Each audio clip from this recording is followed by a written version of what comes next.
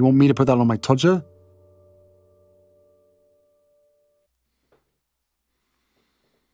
Harry's wife. What a load of bollocks. Hello, I'm H.G. Tudor. Now, many of you that watch my videos hail from that great nation, the United States. Many of you also are from outside of the United Kingdom and may not always be familiar with some of the words and expressions that I use which are peculiar to good old Blighty. There's an example of it right there. And of course, this channel is all about educating you about narcissism, but along the way, it's so delicious to provide you with additional understanding about particular words and phrases and expanding your overall understanding of the word. And let us just take a moment to consider the word bollocks. It's a delicious word, one that sits neatly within the mouth, unlike, of course, not wanting anybody else's bollocks in my mouth.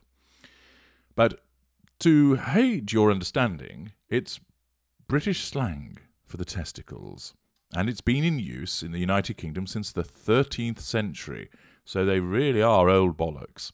An example being, he kicked me right in the bollocks. Technically, it's a profanity, but it isn't seen as being particularly offensive these days. And it comes from an earlier word, ballocks. So bollocks is spelt B-O-L-L-O-C-K-S, but it comes from ballocks, ball ox, B-A-L-L-O-C-K-S, which in turn came from the Old English bollucus, B-E-A-L-L-U-C-A-S, which meant testicles. It can also mean, and is the context here, nonsense. It's used in an expression of contempt or incredulity. That's bollocks, that is. What a load of old bollocks. He's talking complete bollocks. This is said to come from another early use of ballocks to describe a priest, and subsequently the rubbish or nonsense that they spoke.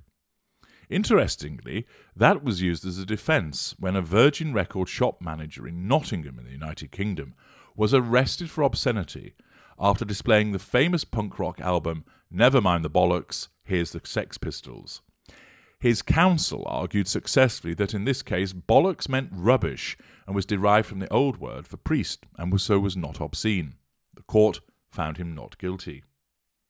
Interestingly, another use of the word, but I'm not using it here, means something that's admired or well respected. The addition of the definite article almost reverses the meaning. For example, that's the bollocks has a completely different meaning to that's bollocks.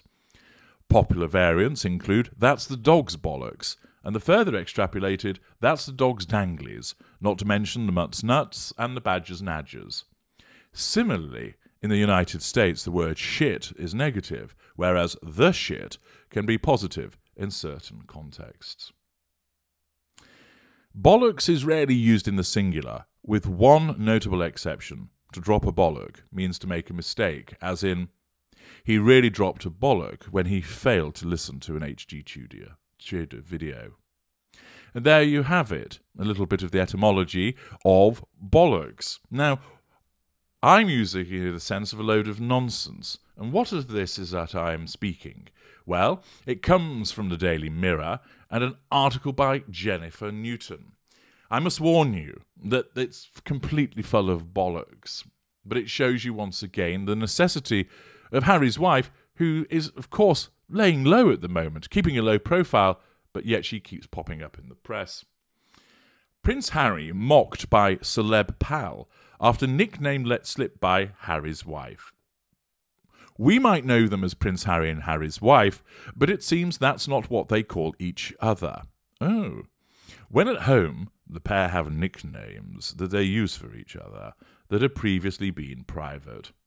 But Harry's wife once let slip the other name she sometimes uses for her husband Harry, and it saw him mocked by one of his celebrity friends. What might that be? Bitch tits? Ginger bollocks? Pink pancakes? Prince of Pink Pods? H? Well, I guess we'll plough on and find out. Riveting stuff, I'm sure you'll agree. It came in 2021, bringing up the past, when Harry appeared on an episode of The Late Late Show with James Corden, arsehole, and the pair took a bus tour around Los Angeles. At one point, James video calls Harry's wife, and she spots Harry in the background and asks him, how is your tour of LA going? Revealing his nickname. Wow, that's fucking imaginative, isn't it? Who'd have realised that Harry might be contracted to Has, in the way that people call him Has No Balls, or Hazmat, or Hazard. Later, James, a pal of Harry's, mocked, "Has, I didn't know we were calling you Has," cried Corden, arsehole. To which Harry quipped, "Well, you aren't my wife." Oh, such larks. Meanwhile, it's not the only time Harry's wife has referred to Harry by a nickname. She also did it during an appearance on The Ellen Show, bringing up the past, when she began to discuss the amazing bond between her children and revealed her nickname for Harry. She said, "He, Archie, loves being a big brother. Everyone tells you. Someone told H. And you have one kid as a hobby, 2 children is parenting." Now, leaving aside the ridiculousness of that statement, which of course I have dissected in parts passing, and also the fact of the use of the nickname H, which is objectification, and the use of the pet name by the narcissist, watch the video, use of pet name, we have this very boring reference now to the use of nicknames that we all knew about, but this shows again the level of desperation to remain in the news. Harry's wife, of course, subconsciously sees Harry as an object, and this will manifest in terms of actual behaviours by using a pet name. She doesn't ascribe to him his own identity, and thus calls him H. Recently, in his autobiography Spare, Harry revealed the nicknames he and brother William use for each other. Throughout the book, he refers to his older brother as Willie, with him calling his younger sibling Harold. Prince Harry's real name is rarely used, and his surname even less so. His full title is Prince Henry Charles Albert David, Duke of Sussex, Earl of Dumbarton, Baron Kilkeel, formerly Prince Harry of Wales. When Harry served in the army, he was known as Harry Wales, and even gave his son Archie a middle name after himself, Harry's son, Harrison. Meanwhile, similar to Harry, Harry's wife's real first name is not Harry's wife. No shit. Really? We didn't know this. Gosh, there's another bombshell tucked away in this brilliant article. When she was born, she was officially called Harry's wife, but has used her middle name, which her parents have called her since birth. All her friends call her Harry's wife, with many also referring to her as Harry's wife in interviews. But ironically, Harry's wife was the name of her popular character in her hit, it wasn't, legal drama, Suits. Well, another PR puff piece courtesy of the Daily Mirror telling us a load of nonsense. And, unsurprisingly, it's another example of the necessity of Harry's wife trying to remain pertinent and in the news.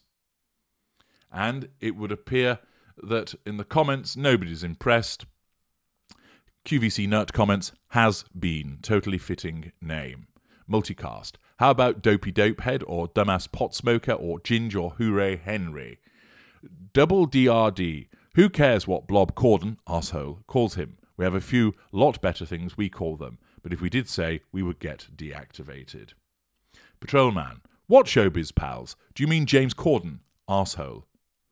Once again, somebody makes the obvious but clear point. Why is this UK news? They don't live here. And accordingly, what they do not find favour below the line, even in a publication that is utilised for repeated puff pieces. This shows, once again, the necessity of asserting control by bringing up the past, triangulation, and sharing with us details which are, quite frankly, dull as dishwater, but it's demonstrative of the level to which Harry's wife sinks. Even now, she continues her hypocrisy of maintaining a supposedly low profile, but appearing in the press each and every day. I'm H.G. Tudor. Thank you for listening.